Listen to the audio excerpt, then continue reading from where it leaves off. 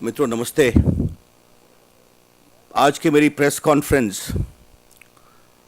UPA की सरकार ने देश की इकॉनमी को कितना बर्बाद किया है उसके बारे में है, जिसका अभी हम आपके सामने कुछ स्लाइड प्रेजेंटेशन करेंगे। मेरे वक्तव्य की लिखित कॉपी भी आपको मिलेगी, लेकिन इसके पहले मैं जो मेरे आज के प्रेस का मूल विषय उसको रखूं, मुझे दो घोषणाएं करनी है। राष्ट्रीय अध्यक्ष श्री राजनाथ सिंह जी ने श्री साबिर अली की सदस्यता को निरस्त करने का निर्णय किया है। The membership of Shri Sabir Ali stands एनल्ड। आज सुबह साबिर अली ने भाजपा के बिहार प्रदेश के प्रभारी पार्टी के राष्ट्रीय महासचिव श्री धर्मेंद्र प्रधान जी को एक पत्र लिखा था, जिसमें उन्होंने कहा था कि मेरे बारे में जो कुछ आरोप लग रहे हैं, जब तक उसके बारे में जो बादल उठ रहे हैं वो साफ नहीं होते, तब तक मेरी सदस्यता को स्थगित रखा जाए। लेकिन अध्यक्ष जी ने सारे मामले पर विचार करके निर्णय किया है। अध्यक्ष जी ने एक और आग्रह किया है कि पार्टी के कार्यकर्ता या पदाधिकारी इस संबंध में आज जो कुछ सार्वजनिक वक्तव्य आए हैं, इसका राष्ट्रीय अध्यक्ष जी ने बहुत गंभीर संज्ञान लिया है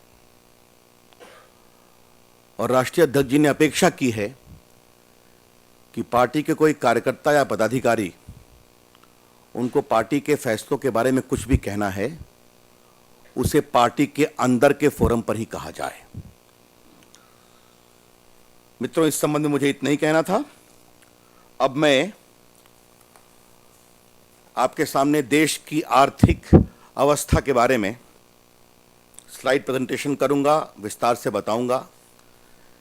एक पहली टिप्पणी ये करनी है मित्रों मुझे, और मैं आपसे कहना चाहता हूं कि जो आज के पूरे मेरे प्रेस कॉन्फ्रेंस का मूल विषय है, इसकी गंभीरता को आप उसी के अनुसार रखने की कृपा करेंगे, ये मेरा आपसे विनम्र आग्रह है। Because the country's economy has never been under such serious stress and shambles. The UPA government, led by an economist prime minister, has literally presided over the collapse of Indian economy.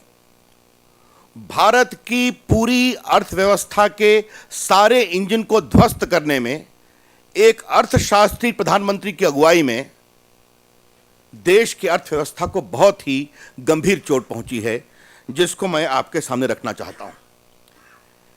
यह पहला slide present हो, उसके पहले मैं आपको एक बात कहना चाहता हूं।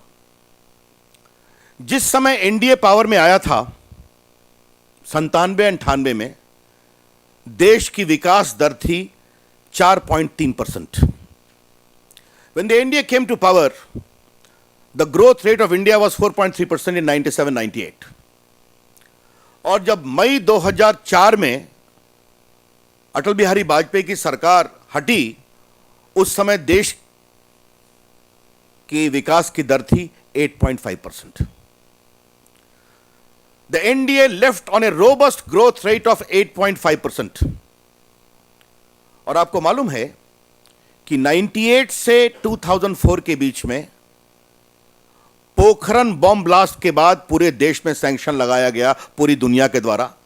America, England, Japan, Canada, Germany, New Zealand, Australia.